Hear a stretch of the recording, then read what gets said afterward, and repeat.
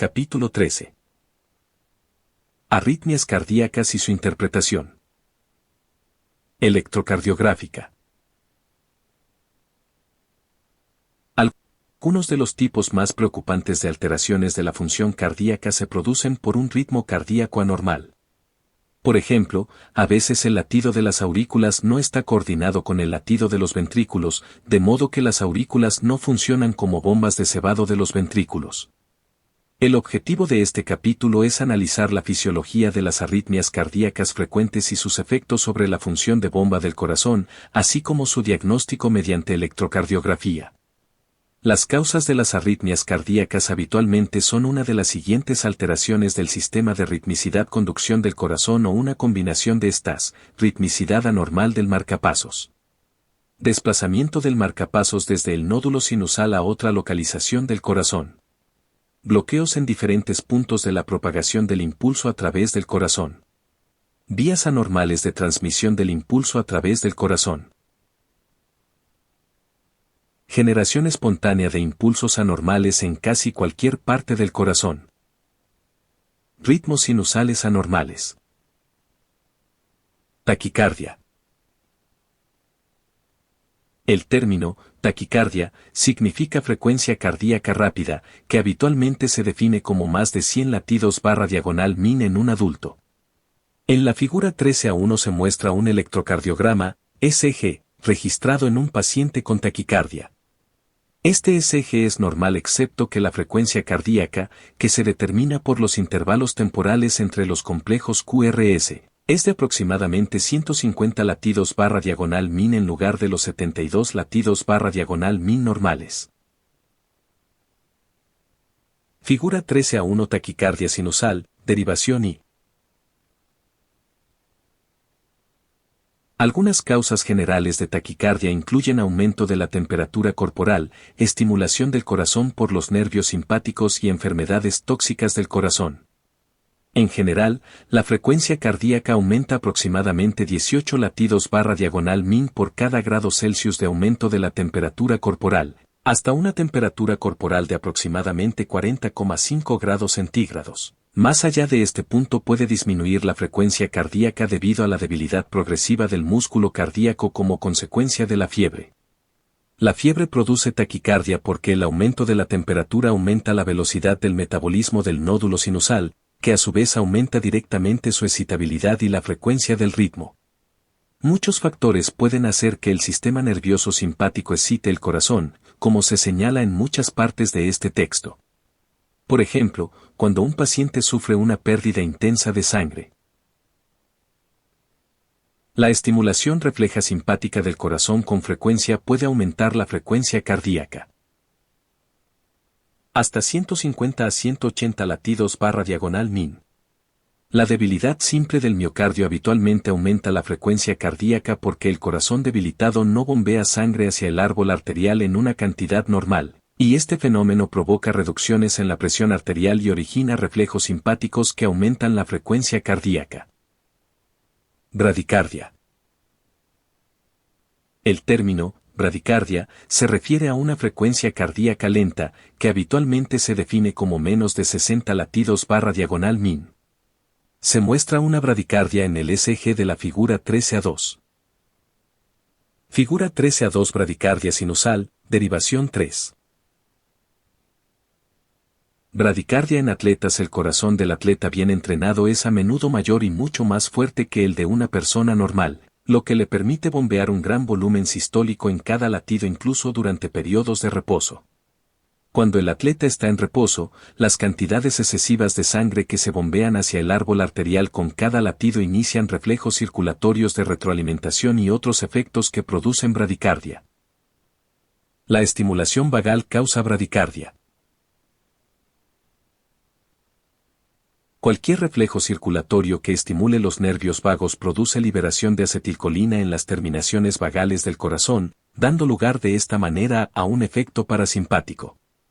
Tal vez el ejemplo más llamativo de este fenómeno ocurre en los pacientes con síndrome del seno carotídeo, en quienes los receptores de presión, varoreceptores, de la región del seno carotídeo de las paredes de la arteria carótida son excesivamente sensibles.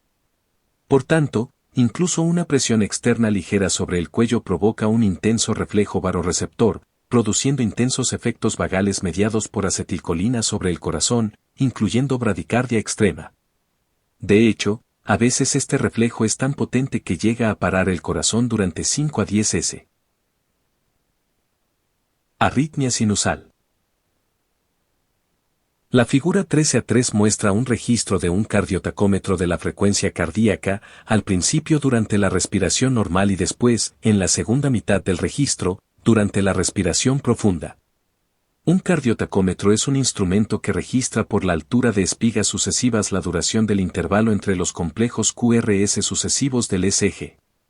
Obsérvese a partir de este registro que la frecuencia cardíaca aumenta y disminuye no más del 5% durante la respiración tranquila, mostrado en la mitad izquierda del registro.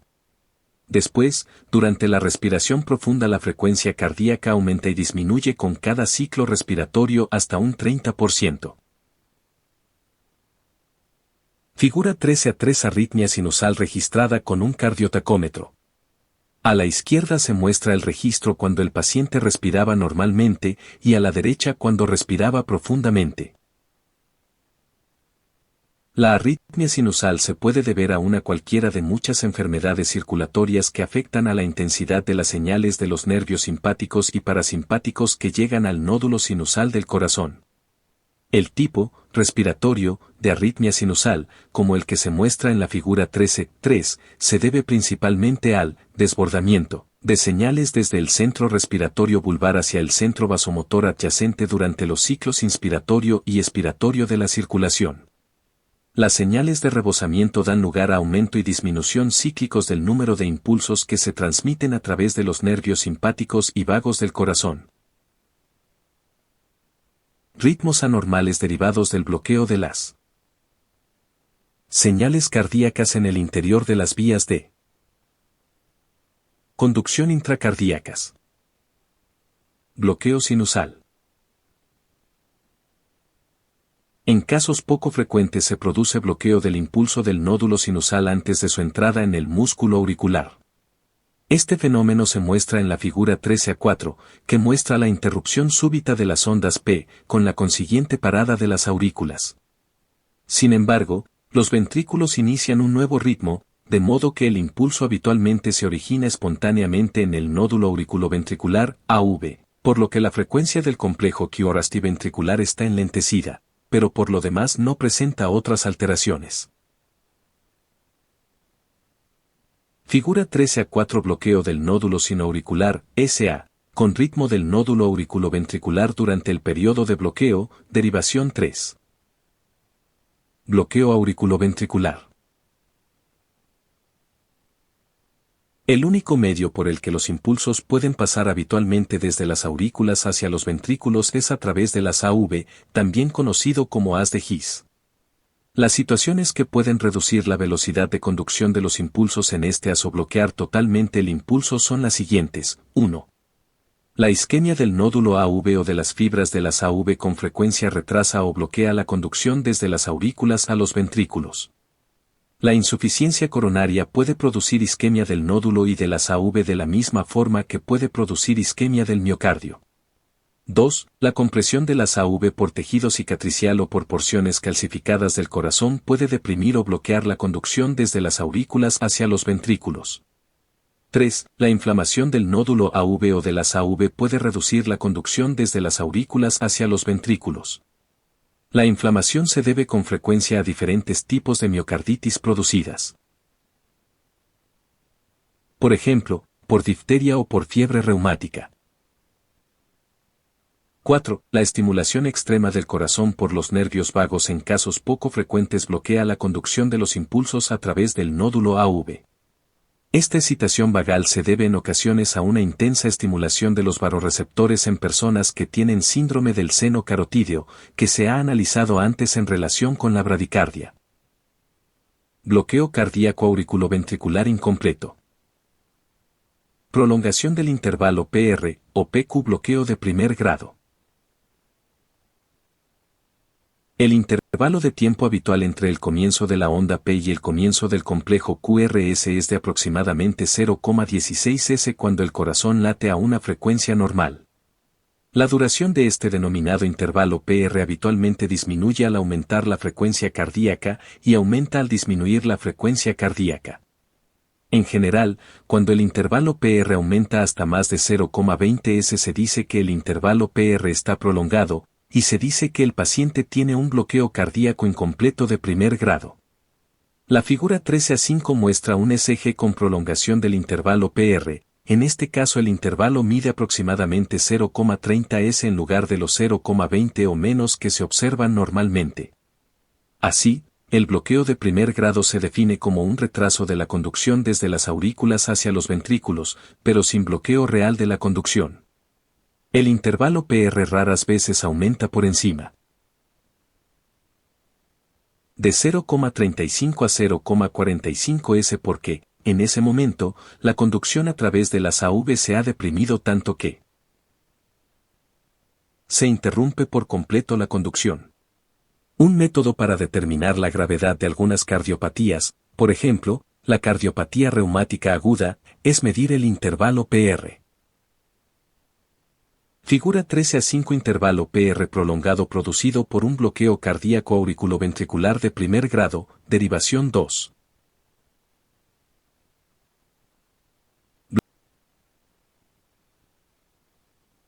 Bloqueo de segundo grado cuando la conducción a través de las AV es lo suficientemente lenta como para aumentar el intervalo PR hasta 0,25 a 0,45 s. El potencial de acción a veces es tan intenso que consigue pasar a través de las hacia los ventrículos, pero a veces no es lo suficientemente intenso.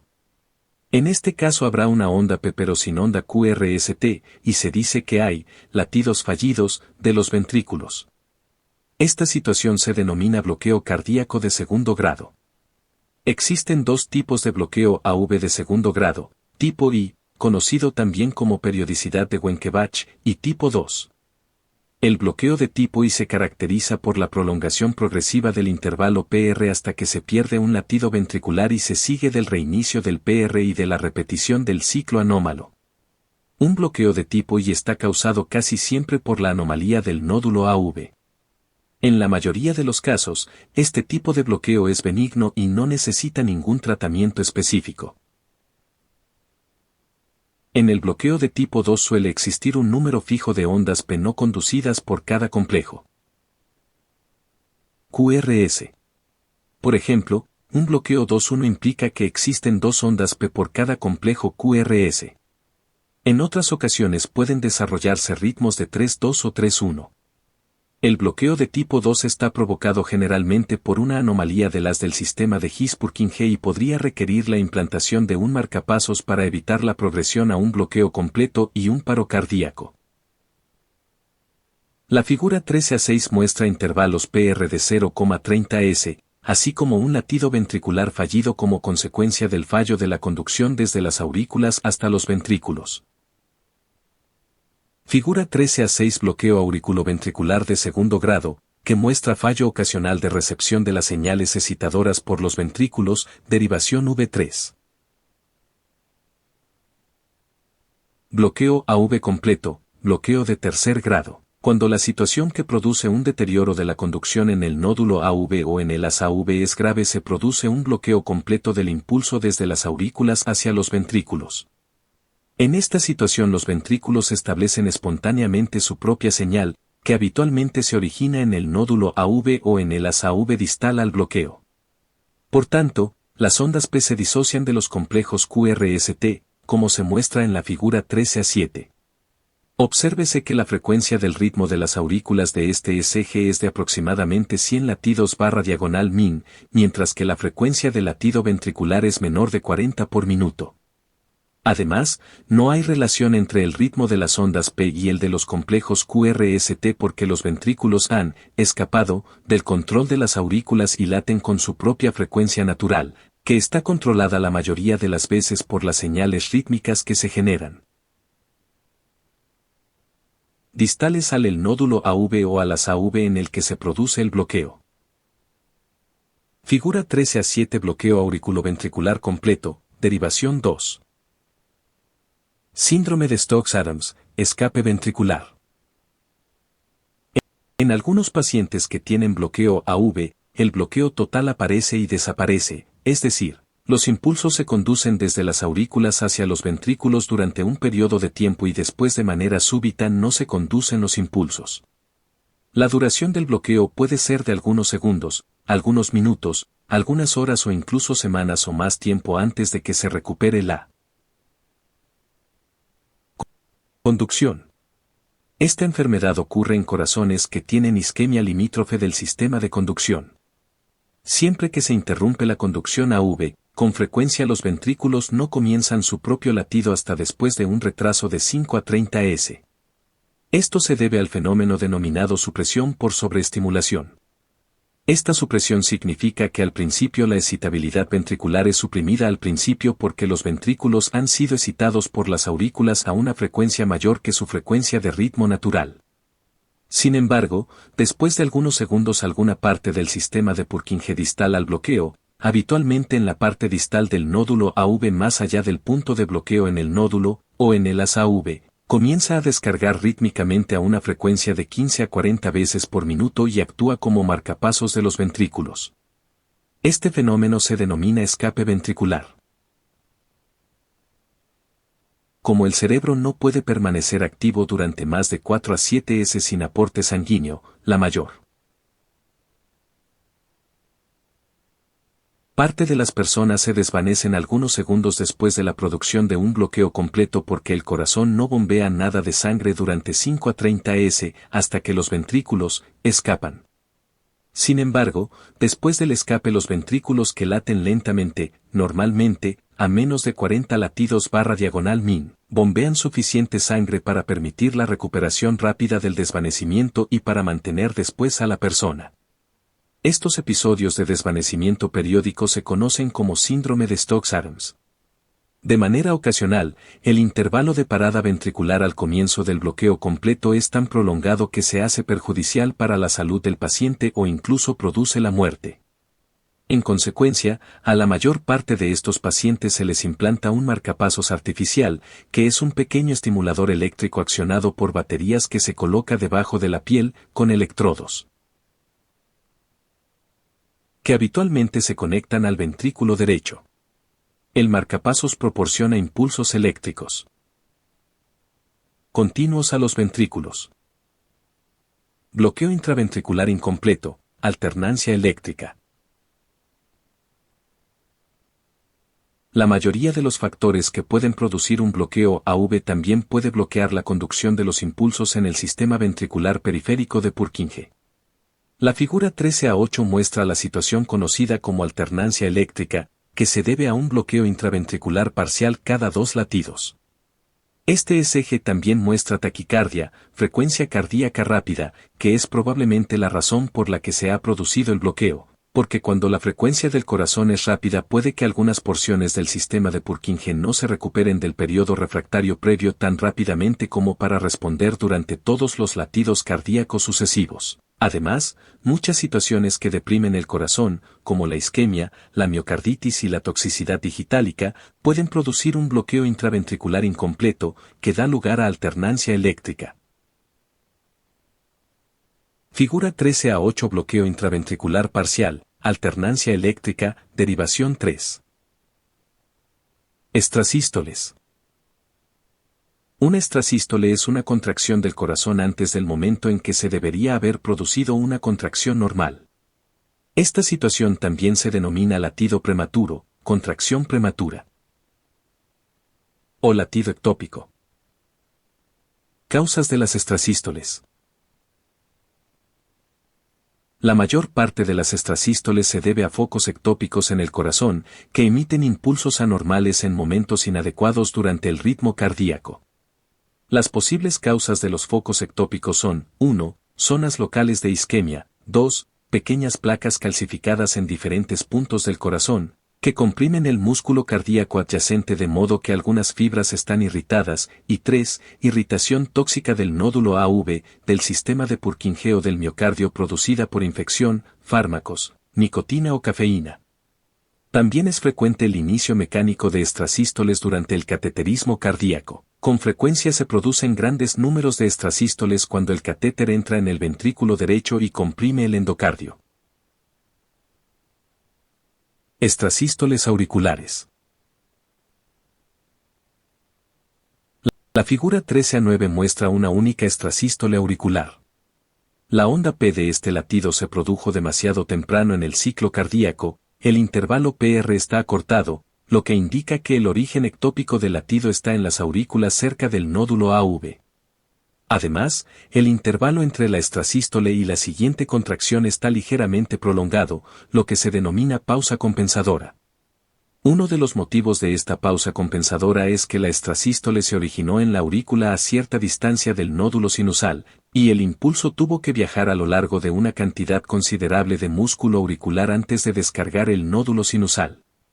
En consecuencia, el nódulo sinusal descargó en una fase tardía del ciclo prematuro, lo que hizo que también apareciera de manera tardía la siguiente descarga del nódulo sinusal. Figura 13a9 extrasístole auricular, derivación I. Las extrasístoles auriculares aparecen con frecuencia en personas por lo demás sanas. De hecho, con frecuencia aparecen en atletas cuyos corazones están en una situación muy sana. Situaciones tóxicas leves que se deben a factores como tabaquismo, falta de sueño, ingestión excesiva de café. Alcoholismo y consumo de varios fármacos también pueden iniciar estas extrasístoles. Déficit de pulso. Cuando el corazón se contrae antes de lo debido, los ventrículos no se han llenado normalmente de sangre y el volumen sistólico durante esa contracción está disminuido o casi ausente. Por tanto, la onda de pulso que pasa a las arterias periféricas después de una extrasístole puede ser tan débil que no se pueda palpar en la arteria radial. Así se produce un déficit del número de pulsos radiales cuando se compara con el número real de contracciones del corazón. Extrasístoles del nódulo AV o el fascículo AV. La figura 13a10 muestra una extrasístole que se originó en el nódulo AV o en el AS AV. No hay onda P en el registro electrocardiográfico de la extrasístole. En su lugar, la onda P está superpuesta al complejo QRST porque el impulso cardíaco viajó retrógradamente hacia las aurículas en el mismo momento en que viajaba anterógradamente hacia los ventrículos. Esta onda P distorsiona ligeramente el complejo QRST, pero no se puede distinguir la onda P como tal. En general, las extrasístoles del nódulo AV tienen el mismo significado y causas que las extrasístoles auriculares. Figura 13a10 extrasístole del nódulo auriculoventricular, derivación 3. Extrasístoles ventriculares. El ECG de la figura 13a11 muestra una serie de extrasístoles ventriculares, EV, que alternan con contracciones normales. Las EV producen efectos específicos en el ECG, como se señala a continuación. 1. El complejo QRS habitualmente está muy prolongado.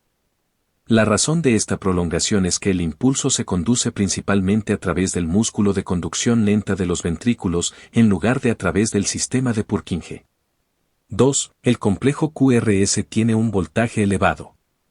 Cuando el impulso normal pasa a través del corazón, pasa a través de los dos ventrículos de manera casi simultánea. Por tanto, en el corazón normal las ondas de despolarización de los dos lados del corazón, principalmente de polaridad opuesta entre sí, se neutralizan parcialmente entre sí en el ECG.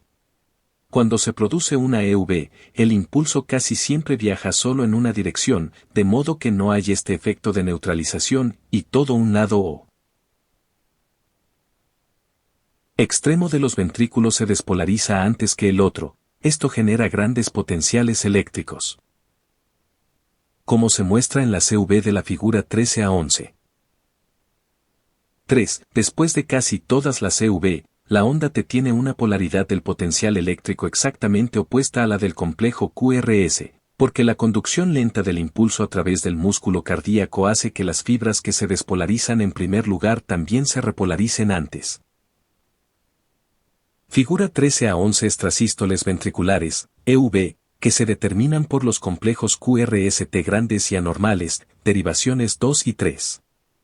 Se representa el eje de las extrasístoles de acuerdo con los principios del análisis vectorial que se han explicado en el capítulo 12. Esto muestra que el origen de la CV está cerca de la base de los ventrículos. Algunas CV tienen unos efectos relativamente leves sobre la función de bomba global del corazón. Se pueden deber a factores como tabaco, consumo excesivo de café, falta de sueño, diversos estados tóxicos leves e incluso irritabilidad emocional. Por el contrario, muchas otras CV se deben a impulsos parásitos o señales de reentrada que se originan alrededor de los bordes de zonas infectadas o isquémicas del corazón. La presencia de estas CV no se debe tomar a la ligera. Las personas que tienen números significativos de EV tienen a menudo una probabilidad mucho mayor de lo normal de presentar una fibrilación ventricular mortal espontánea, que probablemente se inicia por una de las EV. Este desarrollo es especialmente cierto cuando las EV se producen durante el periodo vulnerable para producir fibrilación, inmediatamente al final de la onda T, cuando los ventrículos están saliendo de la refractariedad, como se explica más adelante en este mismo capítulo. Análisis vectorial del origen de una extrasístole ventricular ectópica. En el capítulo 12 se explican los principios del análisis vectorial. Aplicando estos principios se puede determinar a partir del ECG de la figura 13 a 11 el punto de origen de la EV como se señala a continuación. Obsérvese que los potenciales de las extrasístoles de las derivaciones 2 y 3 son muy positivos. Cuando se representan estos potenciales en los ejes de las derivaciones 2 y 3 y se resuelven mediante análisis vectorial para determinar el vector QRS medio del corazón, se encuentra que el vector de esta extrasístole tiene su extremo negativo, origen, en la base del corazón y su extremo positivo hacia la punta. Así, la primera porción del corazón que se despolariza durante esta extrasístole está cerca de la base de los ventrículos, que por tanto es la localización del foco ectópico. Trastornos de repolarización cardíaca. Los síndromes de QT largo debe recordarse que la onda Q corresponde a despolarización ventricular, mientras que la onda T corresponde a repolarización ventricular. El intervalo QT es el tiempo transcurrido desde el punto Q al final de la onda T. Los trastornos que retrasan la repolarización del músculo ventricular después del potencial de acción provocan unos potenciales de acción ventricular prolongados y, por tanto, intervalos QT excesivamente largos en el ECG, una situación denominada síndrome de QT largo, SQTL. La razón principal de la preocupación que suscita el síndrome de QT largo es que el retraso en la repolarización del músculo ventricular aumenta la susceptibilidad de una persona a desarrollar arritmias ventriculares, denominadas torsades de Poincare, lo que significa literalmente torsión de las puntas. Este tipo de arritmia presenta las características mostradas en la figura 13 a 12. La forma del complejo QRS puede cambiar con el tiempo, de manera que la aparición de la arritmia sigue comúnmente a un latido prematuro, una pausa y después otro latido con un intervalo QT largo, que puede activar arritmias, taquicardia y, en algunos casos, fibrilación ventricular. Figura 13 a 12 Desarrollo de arritmias en síndrome de QT largo, SQTL. Cuando el potencial de acción de las fibras musculares ventriculares se prolonga como consecuencia de un retraso en la repolarización, puede producirse una despolarización prematura, línea discontinua en la figura izquierda superior, antes de la repolarización completa. Las despolarizaciones prematuras repetitivas, figura superior derecha, pueden conducir a despolarizaciones múltiples en ciertas condiciones. En torsades de Poincare, figura inferior, los latidos ventriculares prematuros producen pausas, prolongación del intervalo QT después de las pausas y arritmias. Modificado de Murray-Kennedy, Roden-Diam, Disorders of Cardiac Repolarization, The Long QT Syndromes. In, Crawford M.G., DeMarco J.P., eds, Cardiology. London, Mosby, 2001. Los trastornos de la repolarización cardíaca que conducen a SQTL pueden ser hereditarios o adquiridos. Las formas congénitas del SQTL son trastornos raros causados por mutaciones de los genes de los canales del sodio o el potasio. Se han identificado al menos 10 mutaciones diferentes de estos genes que provocan grados variables de prolongación QD. Son más comunes las formas de SQTL adquiridas que se asocian con perturbaciones de electrolitos en plasma, como hipomagnesemia, hipopotasemia o hipocalcemia, o con la administración de cantidades excesivas de fármacos antiarrítmicos como quinidina o de algunos antibióticos como fluoroquinolonas o eritromicina que prolongan el intervalo QT. Aunque algunas personas con SQTL no muestran síntomas mayores, aparte del intervalo QT más largo, otras muestran arritmias con desvanecimiento y ventriculares que pueden precipitarse con él. Ejercicio físico, emociones intensas como el miedo o la ira o por un sobresalto debido a un ruido. Las arritmias ventriculares asociadas con SQTL pueden derivar, en algunos casos, en fibrilación ventricular y muerte súbita.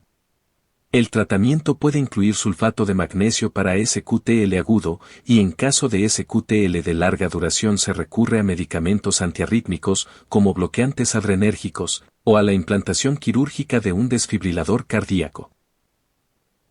Taquicardia paroxística. Algunas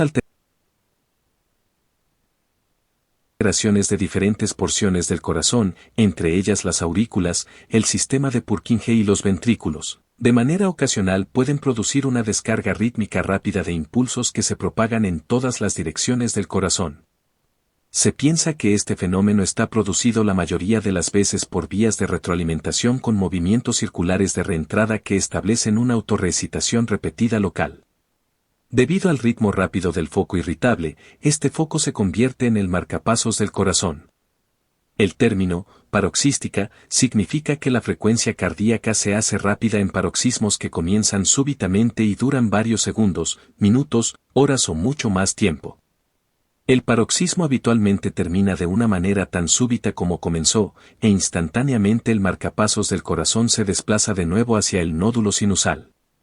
La taquicardia paroxística con frecuencia se puede interrumpir provocando un reflejo vagal. Un tipo de reflejo vagal que a veces se provoca con este fin es comprimir el cuello en las regiones de los senos carotídeos, lo que puede producir un reflejo vagal suficiente para interrumpir el paroxismo. Pueden utilizarse también medicamentos antiarrítmicos para ralentizar la conducción o prolongar el periodo refractario en los tejidos cardíacos. Taquicardia auricular paroxística. La figura 13a13 muestra un aumento súbito de la frecuencia cardíaca desde aproximadamente 95 hasta aproximadamente 150 latidos/min. Cuando se estudia de cerca el ECG durante los latidos cardíacos rápidos se ve una onda P invertida antes de cada uno de los complejos QRST y esta onda P está superpuesta parcialmente a la onda T normal del latido precedente. Este hallazgo indica que el origen de esta taquicardia paroxística está en la aurícula, pero como la onda P tiene una forma anormal el origen no está cerca del nódulo sinusal. Figura 13a13 taquicardia auricular paroxística, inicio en la parte media del registro, derivación y taquicardia paroxística del nódulo AV. Con frecuencia se produce una taquicardia paroxística como consecuencia de un ritmo anómalo que afecta al nódulo AV. Esto habitualmente da lugar a complejos QRST casi normales, aunque con ondas P totalmente ausentes u oscurecidas. La taquicardia paroxística auricular o del nódulo AV, que en conjunto se denominan taquicardias supraventriculares, habitualmente aparece en personas jóvenes y por lo demás sanas, y generalmente la predisposición a la taquicardia desaparece después de la adolescencia. En general, una taquicardia supraventricular asusta mucho a una persona y puede producir debilidad durante el paroxismo, aunque habitualmente no producen un daño permanente. Taquicardia ventricular paroxística. La figura 13a14 muestra un paroxismo corto típico de taquicardia ventricular.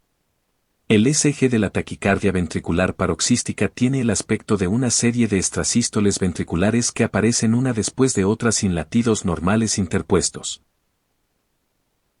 Figura 13a14 taquicardia ventricular paroxística, derivación 3.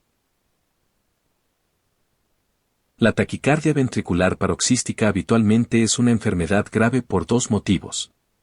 Primero, este tipo de taquicardia habitualmente no aparece salvo que haya una lesión isquémica considerable en los ventrículos. Segundo, la taquicardia ventricular frecuentemente inicia la situación mortal de fibrilación ventricular debido a la estimulación repetida y rápida del músculo ventricular, como se analiza en la sección siguiente. A veces la intoxicación por digital, que es un fármaco que se utiliza para tratar enfermedades cardíacas, genera focos irritables que producen taquicardia ventricular. Pueden utilizarse fármacos antiarrítmicos como la amiodarona o la lidocaína para tratar la taquicardia ventricular. La lidocaína disminuye el aumento normal en la permeabilidad del sodio de la membrana del músculo cardíaco durante la generación del potencial de acción, con lo que a menudo bloquea la descarga rítmica del punto focal que está provocando el ataque paroxístico. La amiodarona tiene múltiples acciones, como la prolongación del potencial de acción y el periodo refractario en el músculo cardíaco y la ralentización de la conducción AV. En algunos casos se necesita una cardioversión con una descarga eléctrica en el corazón para restaurar el ritmo cardíaco normal. Fibrilación ventricular. La arritmia cardíaca más grave es la fibrilación ventricular, que, si no se interrumpe en un plazo de 1 a 3 minutos, es casi invariablemente mortal. La fibrilación ventricular se debe a impulsos cardíacos que se producen de manera errática en el interior de la masa muscular ventricular, estimulando primero una porción del músculo ventricular, después otra porción, después otra, y finalmente retroalimentándose a sí mismos para reexcitar el mismo músculo ventricular una y otra vez, sin interrumpirse nunca. Cuando ocurre este fenómeno, muchas porciones pequeñas del músculo ventricular se están contrayendo al mismo tiempo, de la misma manera que otras muchas porciones se están relajando. Así, nunca hay una contracción coordinada de todo el músculo ventricular a la vez, lo que es necesario para un ciclo de bombeo del corazón. A pesar del movimiento masivo de señales estimuladas por los ventrículos, las cavidades ventriculares ni aumentan de tamaño ni se contraen, sino que permanecen en una fase indeterminada de contracción parcial, bombeando una cantidad nula o despreciable de sangre. Por tanto, después del comienzo de la fibrilación se produce la inconsciencia en un plazo de 4 a 5 s por ausencia de flujo sanguíneo cerebral, y se produce la muerte irrecuperable de los tejidos en todo el cuerpo en unos pocos minutos. Múltiples factores pueden desencadenar el inicio de una fibrilación ventricular. Una persona puede tener un latido normal en un momento, pero un mes después los ventrículos están en fibrilación. Situaciones que tienen una probabilidad elevada de iniciar la fibrilación son 1. Choque eléctrico súbito del corazón, y 2. Isquemia del músculo cardíaco, de su sistema especializado de conducción o de ambos. Fenómeno de reentrada, movimientos circulares, como base de la fibrilación ventricular. Cuando el impulso cardíaco normal del corazón normal ha recorrido toda la extensión de los ventrículos, no tiene ningún lugar al que ir porque todo el músculo ventricular es refractario y no se puede conducir más el impulso. Por tanto, ese impulso muere y el corazón espera que comience un nuevo potencial de acción en el nódulo sinusal. Sin embargo, en ciertas circunstancias no se produce esta secuencia normal de acontecimientos. Por tanto, se van a explicar más en detalle las condiciones previas que pueden iniciar la reentrada y que pueden producir movimientos circulares que a su vez producen la fibrilación ventricular. La figura 13 a 15 muestra varias tiras pequeñas de músculo cardíaco cortadas en forma de círculo. Si una tira de este tipo se estimula en la posición de las 12 en punto de modo que el impulso viaje solo en una dirección, el impulso se propaga progresivamente alrededor del círculo hasta que vuelve a la posición de las 12 en punto. Si las fibras musculares que se estimularon inicialmente siguen en un estado refractario, entonces el impulso se desvanece porque el músculo refractario no puede transmitir un segundo impulso. Sin embargo, hay tres situaciones diferentes que pueden hacer que este impulso continúe viajando alrededor del círculo, es decir, que pueden producir reentrada del impulso hacia el músculo que ya ha sido excitado, movimiento circular. Figura 13 a 15 movimiento circular que muestra anulación del impulso en la vía corta y propagación continua del impulso en la vía larga. Primero, si la vía que rodea el círculo es mucho más larga de lo normal, cuando el impulso vuelve a la posición de las 12 en punto, el músculo que se estimuló inicialmente ya no es refractario y el impulso seguirá alrededor del círculo una y otra vez. Segundo, si la longitud de la vía permanece constante pero la velocidad de conducción disminuye lo suficiente, se producirá un aumento del intervalo de tiempo antes de que el impulso vuelva a la posición de las 12 en punto. En este momento el músculo que se estimuló inicialmente podría haber salido ya del estado refractario y el impulso puede continuar alrededor del círculo una y otra vez. Tercero, se puede acortar mucho el periodo refractario del músculo. En este caso el impulso también podría continuar alrededor del círculo una y otra vez. Todas estas situaciones aparecen en diferentes estados patológicos del corazón humano, como se señala a continuación. 1. Una vía larga aparece típicamente en corazones dilatados. 2. La disminución de la velocidad de conducción se debe frecuentemente a un bloqueo del sistema de Purkinje, isquemia del músculo, elevación de la concentración sanguínea de potasio o a muchos otros factores. Y 3. El acortamiento del periodo refractario aparece con frecuencia en respuesta a varios fármacos, como adrenalina, o después de la estimulación eléctrica repetida. Así, en muchos trastornos cardíacos la reentrada puede producir patrones anormales de contracción cardíaca o ritmos cardíacos anormales que ignoran los efectos de ajuste de la frecuencia de marcapasos del nódulo sinusal. Mecanismo de reacción en cadena de la fibrilación. En la fibrilación ventricular se ven muchas ondas contráctiles separadas y pequeñas que se propagan al mismo tiempo en diferentes direcciones a lo largo del músculo cardíaco. Los impulsos reentrantes en la fibrilación no son simplemente un único impulso que se mueve en círculo, como se muestra en la figura 13 a 15. Por el contrario, han degenerado en una serie de múltiples frentes de onda que tienen el aspecto de una reacción en cadena. Una de las mejores formas de explicar este proceso en la fibrilación es describir el inicio de la fibrilación por un choque eléctrico con una corriente eléctrica alterna de 60 Hz. Fibrilación producida por una corriente alterna de 60 Hz en un punto central de los ventrículos del corazón. A de la figura 13 a 16 se aplica un estímulo eléctrico de 60 Hz a través de un electrodo de estimulación. El primer ciclo del estímulo eléctrico produce una onda de despolarización que se propaga en todas las direcciones, dejando todo el músculo que está debajo del electrodo en un estado refractario. Después de 0,25 s parte de este músculo comienza a salir del estado refractario. Algunas porciones salen de la refractariedad antes que otras. Esta situación se representa en el corazón por muchos parches más claros que representan el músculo cardíaco excitable, y parches oscuros que representan el músculo que sigue siendo refractario. Ahora la estimulación continuada a una frecuencia de 60 Hz desde el electrodo puede producir impulsos que viajen solo en ciertas direcciones a través del corazón, pero no en todas las direcciones. Así, en el corazón a ciertos impulsos viajan distancias cortas hasta que llegan a las zonas refractarias del corazón y después son bloqueados. Sin embargo, otros impulsos pasan entre las zonas refractarias y siguen viajando por las zonas excitables. Después se producen varios episodios en sucesión rápida, de manera simultánea, y perpetúan un estado de fibrilación. Figura 13 a 16 a inicio de la fibrilación en un corazón cuando hay parches de musculatura refractaria. B. Propagación continuada de los impulsos de fibrilación en el ventrículo en fibrilación. Primero, el bloqueo de los impulsos en algunas direcciones con una transmisión adecuada en otras direcciones crea una de las condiciones necesarias para que aparezca una señal reentrante, es decir, transmisión de algunas de las ondas de despolarización alrededor del corazón solo en algunas direcciones, pero no en otras.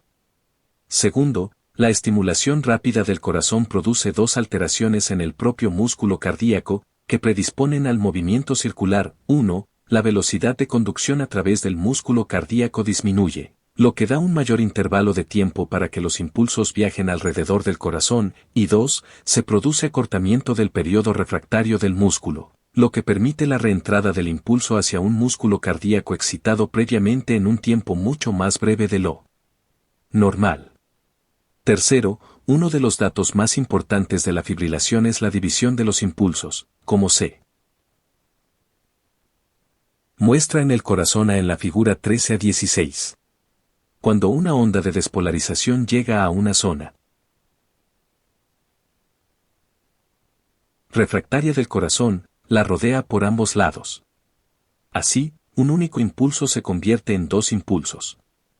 Después, cuando cada uno de estos impulsos llega a otra zona refractaria, también se divide para formar otros dos impulsos más. De esta manera se están formando continuamente muchos nuevos frentes de onda en el corazón mediante reacciones en cadena progresivas hasta que finalmente hay muchas pequeñas ondas de despolarización viajando en muchas direcciones al mismo tiempo. Además, este patrón irregular de transmisión de los impulsos genera muchas rutas sinuosas por las que viajan los impulsos, lo que alarga mucho las vías de conducción, que es una de las condiciones que mantiene la fibrilación. También produce un patrón irregular continuo de zonas refractarias parcheadas en el corazón. Se puede ver fácilmente cuando se ha iniciado un círculo vicioso, se forman cada vez más impulsos. Estos impulsos generan cada vez más parches de músculo refractario y los parches refractarios generan una división cada vez mayor de los impulsos. Por tanto, en cualquier momento en que una única zona de músculo cardíaco sale de la refractariedad, hay un impulso próximo que puede reentrar en esa zona. El corazón B de la figura 13 a 16 muestra el estado final que se produce en la fibrilación. Aquí se pueden ver muchos impulsos que viajan en todas las direcciones, algunos de los cuales se dividen y aumentan el número de impulsos, y otros son bloqueados por las zonas refractarias. De hecho, un único choque eléctrico durante este periodo vulnerable con frecuencia puede producir un patrón anómalo de propagación multidireccional de los impulsos alrededor de las zonas refractarias de músculo, que da lugar a una fibrilación. Electrocardiograma en la fibrilación ventricular.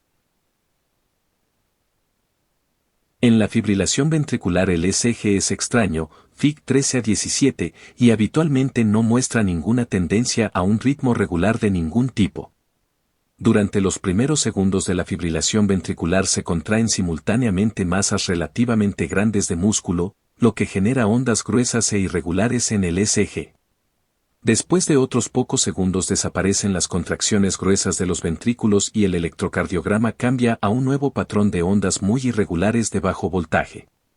Así no se puede describir ningún patrón electrocardiográfico repetitivo en la fibrilación ventricular, sino que el músculo ventricular se contrae en hasta 30 a 50 pequeños parches de músculo a la vez, y los potenciales electrocardiográficos cambian continua y espasmódicamente porque las corrientes eléctricas del corazón fluyen primero en una dirección y después en otra y raras veces repiten un ciclo específico. Figura 13 a 17 Fibrilación ventricular, derivación 2. Los voltajes de las ondas del ECG en la fibrilación ventricular habitualmente son de aproximadamente 0,5 MV cuando comienza la fibrilación ventricular, pero disminuyen rápidamente, de modo que después de 20 a 30 S habitualmente son de solo 0,2 a 0,3 MV. Se pueden registrar voltajes diminutos de 0,1 MV o menos durante 10 minutos o más después del inicio de la fibrilación ventricular. Como ya se ha señalado, puesto que durante la fibrilación ventricular no se produce bombeo de sangre, este estado es mortal salvo que lo interrumpa algún tratamiento drástico, como el electrochoque inmediato a través del corazón, como se explica en la sección siguiente. Desfibrilación eléctrica del ventrículo. Aunque un voltaje moderado de corriente alterna aplicado directamente a los ventrículos casi invariablemente produce fibrilación ventricular, una corriente eléctrica de alto voltaje que se hace pasar a través de los ventrículos durante una fracción de segundo puede interrumpir la fibrilación.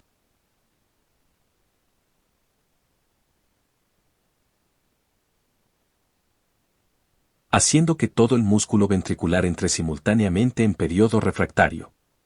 Este efecto se consigue haciendo pasar una corriente intensa a través de electrodos grandes colocados en los dos lados del corazón. La corriente penetra en la mayoría de las fibras de los ventrículos al mismo tiempo, estimulando de esta manera prácticamente todas las partes de los ventrículos de manera simultánea y haciendo que todas ellas se hagan refractarias. Cesan todos los potenciales de acción y el corazón permanece parado durante 3 a 5 s, después de lo cual comienza a latir de nuevo, de modo que habitualmente el nódulo sinusal u otra parte del corazón se convierte en el marcapasos. Sin embargo, si sigue presente el mismo foco reentrante que inicialmente había hecho que los ventrículos entraran en fibrilación, la fibrilación puede comenzar de nuevo inmediatamente. Cuando se aplican electrodos directamente a los dos lados del corazón, habitualmente se puede interrumpir la fibrilación utilizando 1.000 voltios de corriente continua aplicados durante algunas milésimas de segundo. Cuando se aplica a través de 2 electrodos sobre la pared torácica, como se muestra en la figura 13 a 18, la técnica habitual es cargar un gran capacitor eléctrico hasta varios miles de voltios y después hacer que el capacitor descargue durante varias milésimas de segundo a través de los electrodos y a través del corazón. Figura 13 a 18. Aplicación de corriente eléctrica al tórax para detener una fibrilación ventricular. En la mayoría de los casos, la corriente de desfibrilación se suministra al corazón en forma de ondas bifásicas que alternan la dirección del pulso de corriente a través del corazón. Esta forma de administración reduce sustancialmente la energía necesaria para que la desfibrilación tenga éxito, con lo que se reduce el riesgo de quemaduras y daños en el corazón. En pacientes con alto riesgo de fibrilación ventricular, puede implantarse en el paciente un pequeño desfibrilador cardioversor implantable, DCI, alimentado por batería con cables de electrodo alojados en el ventrículo derecho. El dispositivo se programa de manera que detecte la fibrilación ventricular y la revierta al suministrar un breve impulso eléctrico en el corazón. Los recientes avances en electrónica y en las baterías han permitido el desarrollo de DCI capaces de suministrar una corriente eléctrica suficiente para desfibrilar el corazón a través de cables de electrodo implantados, de forma subcutánea, fuera de la caja torácica cerca del corazón, en lugar de en el propio corazón. Estos dispositivos pueden implantarse con una intervención quirúrgica menor. Bombeo manual del corazón, reanimación cardiopulmonar. Como ayuda en la desfibrilación. Salvo que se desfibrile en un plazo de 1 minuto después del inicio de la fibrilación, el corazón habitualmente es demasiado débil para ser reanimado por la desfibrilación debido a la ausencia de aporte de nutrientes desde el flujo sanguíneo coronario. Sin embargo, sigue siendo posible reanimar el corazón bombeando previamente el corazón a mano, con presión manual intermitente y desfibrilando el corazón después. De esta manera se envían pequeñas cantidades de sangre hacia la aorta y aparece un aporte sanguíneo coronario renovado. Posteriormente, después de varios minutos de bombeo manual con frecuencia es posible la desfibrilación eléctrica. De hecho, corazones en fibrilación se han bombeado a mano durante hasta 90 minutos, seguido de una desfibrilación con éxito.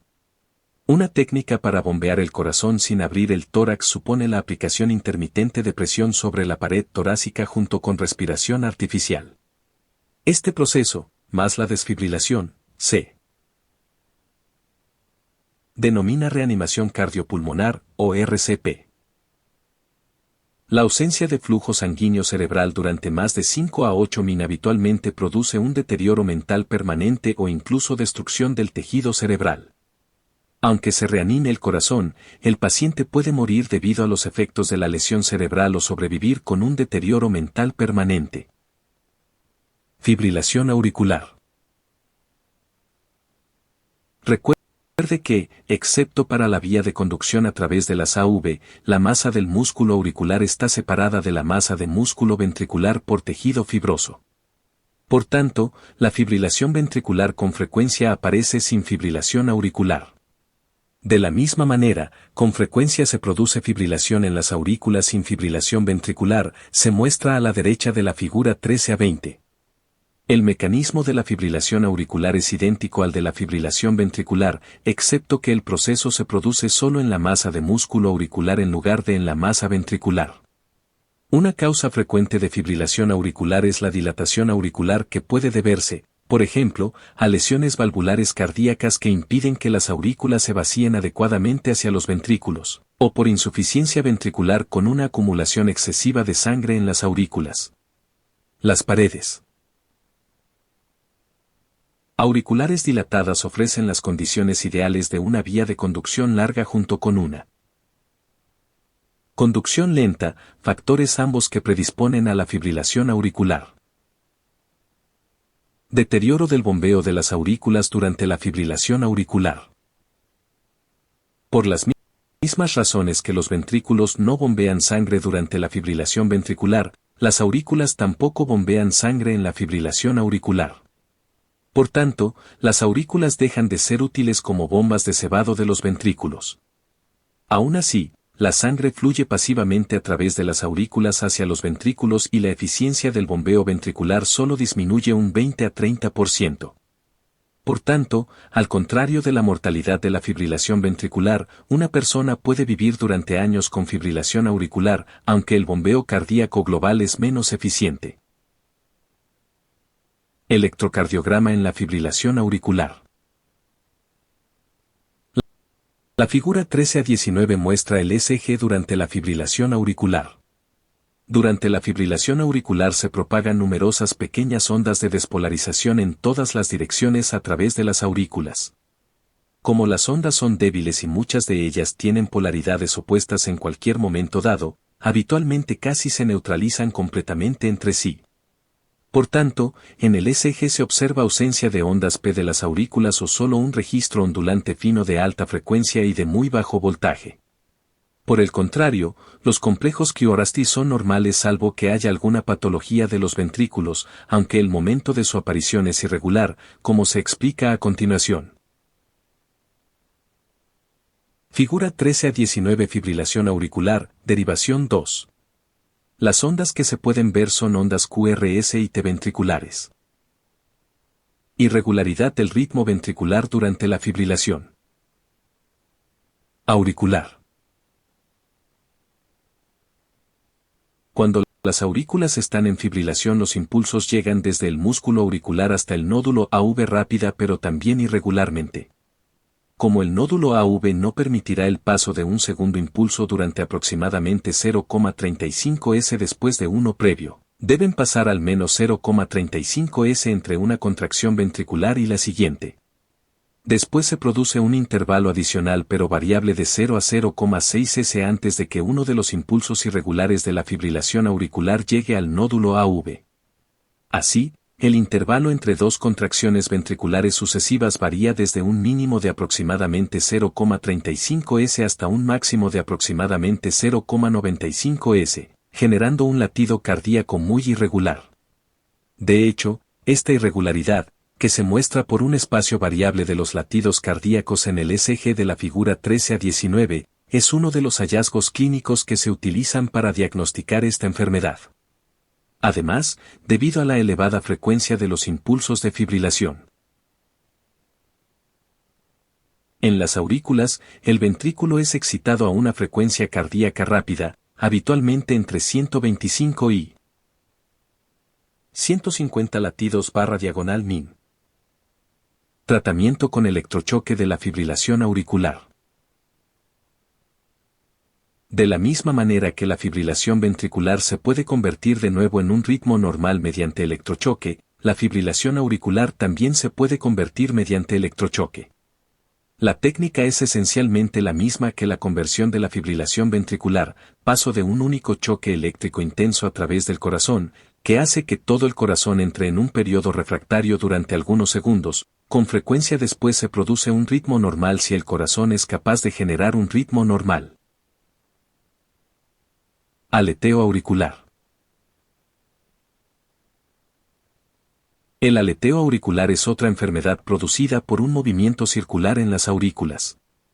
El aleteo auricular es diferente de la fibrilación auricular, porque la señal eléctrica viaja como una única onda grande siempre en una dirección una y otra vez alrededor de la masa del músculo auricular, como se muestra a la izquierda de la figura 13 a 20.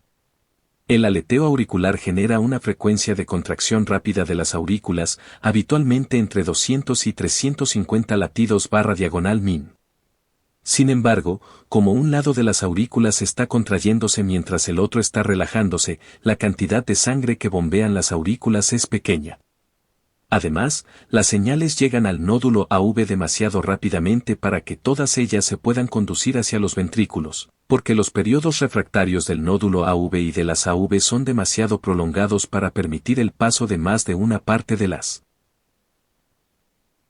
señales auriculares. Por tanto, habitualmente hay 2 a 3 latidos de las aurículas por cada único latido de los ventrículos. Figura 13 a 20 vías de transmisión de los impulsos en el aleteo auricular y en la fibrilación auricular.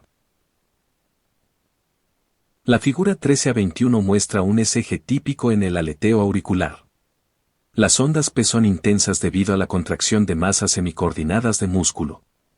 Sin embargo, se debe observar en el registro que un complejo QRST solo sigue a una onda P auricular una vez de cada 2 a 3 latidos de las aurículas, dando lugar a un ritmo 2-1 o 3-1.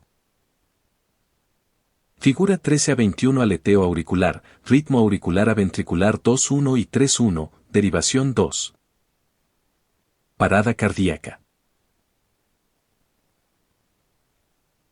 Una última alteración grave del sistema de ritmicidad-conducción del corazón es la parada cardíaca, con interrupción de todas las señales de control eléctrico del corazón.